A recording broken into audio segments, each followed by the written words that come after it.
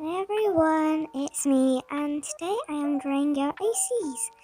The first one I got is someone called Daniela, and I didn't get a backstory about her, but I'll just talk about the drawing for her, in other words.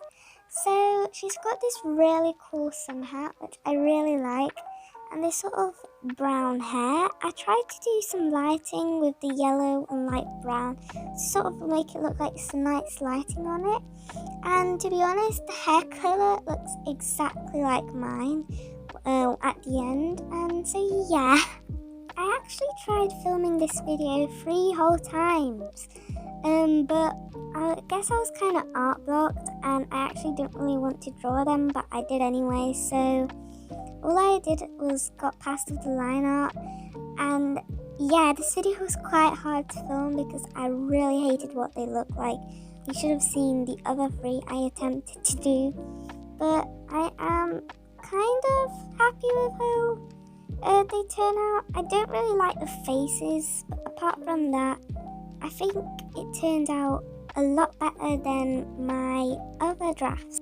I'm obsessed with how the top looks, as you don't really see this type of tops these days, and I think it's quite original with sort of like bothing off the shoulders and the ruffle, and I really find it so pretty. And I don't know, it's like, for some reason it's really satisfying to draw, and I really love that. I wish I used the reference for the hat, as I'm not really good at drawing hats, and it was a sun hat, and it sort of looks like it's semi-floating on top of her head, and it kind of makes me laugh every time I look at it because, I don't know, it just looks like it's floating, like, so like, in the middle of gravity and no gravity. I don't know how other people make their voiceover sound so professional, because half the time I don't know what to say and I sort of just ramble, and I don't know if it's really entertaining. And I mean, as you can see, I kind of get really stuck on my words a lot, and I don't know why. It's just kind of the pressure of having a voiceover, even though I have like this filter on, but I just get so stuck in my words, and sorry that you have to bear with that. The hat looks a lot darker than it's meant to be, and I guess it just went kind of overboard with the shading, and I mean, I do want to shade more intensely, but at the same time I don't want to overdo it, if you know what I mean. I love some of the footage colouring in the rest, but here is the finished result, and I quite like it. Off camera, I did a sketch for Izza Designs OC, and let me just say, she is so cool. Her name is Ellie Iceland Clement, sorry if I pronounced that wrong, and she's got this really interesting backstory, but first I'll talk about the basic things about her. So she's 14 years old and she lives in France. She's also got a power, which is controlling dreams and visions. So basically, she lives in Paris, which is in France, and she lives there with her parents in a small house. Her parents didn't have much money to support her passion for designing clothes, which is, I don't know why, it's like so cool, and it's really sad at the same time, but anyway, yeah. So she also had this small workshop in the attic, where she worked extremely hard to make really like good clothes for rich people in Paris, so she could gain some money to help her family out and obviously to make her dreams come true. Because of her power, which is controlling dreams and visions, it made her clothes kind of magical, and it was like she always knew what her customers really wanted to have, so it's basically a reason what makes her such a successful designer. And it's just really cool, like the basic idea, like she was born with a power which controls dreams and visions, and then she can basically design clothes for people. Like, if they don't know what they want to wear, she can like make something for them that she'll know they'll like, which is honestly such a cool thing, like such a cool power to have. So yeah. Later on in the story, she's basically really sweet to kids in Paris, and she helps them make their dreams come true. And later on, she becomes the most popular and pretty much the best fashion designer in Paris.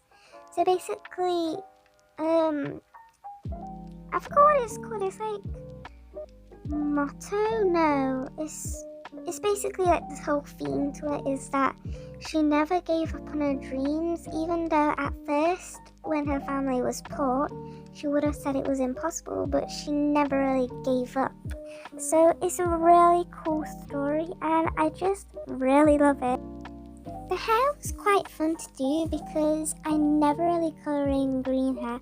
Well, it's meant to be green, but for some reason on the camera, it looks blue, which it's not supposed to be blue one bit, but I don't know why it looks blue because it's actually green.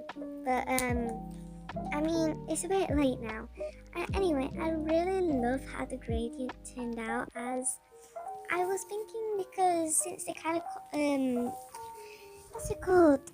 They really contrast each other on the color wheel, and I blended it out pretty smoothly, even though they contrasted so much. So I'm really happy about that, and I don't know, I haven't ever seen an OC with hair like this, so this is such an original character, which, I mean, it's the whole point, but I'm rambling by now, but yeah.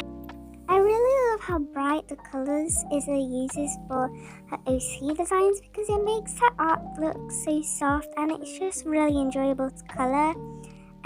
So yeah, that's another reason why I love her OC so much. But the actual design of her cardigan is really cool, as I've never seen one shaped like that, but I know I would definitely wear it if I had it.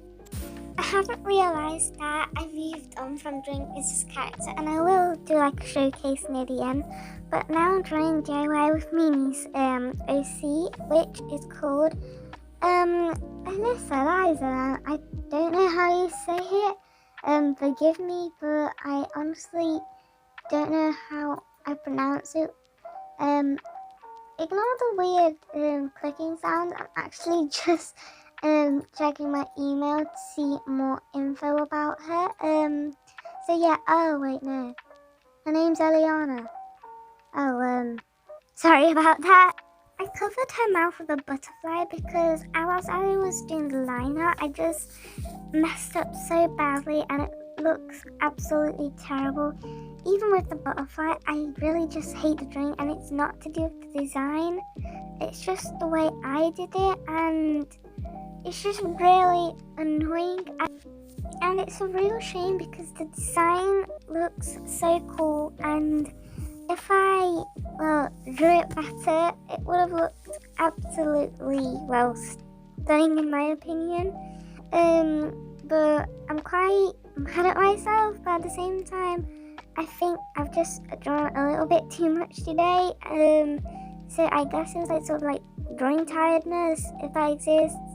Am I the only person who has that? I hope not, yeah. I regret not using a reference for the butterfly, as it looks really dodgy and it looks like a 3-year-old has done it. And to be honest, I don't like how the butterfly turned out either, so this drawing is practically a complete failure. So I'm really sorry about that, Mimi. I lost a bunch of the footage of finishing this drawing, which is a shame, but I mean, it happens sometimes. And I also wanted to mention, if you guys would like an anatomy tutorial, because I feel like I've gotten good enough, kind of to the standard which I'd need to make one. So it's going to be sort of like a process, but Yeah, and here is a tour of what the drawing looks like. Drawings look like. I'm honestly not really happy about how they look, but it's a bit too late. So yeah, this is the shout out emoji. So have a really nice day.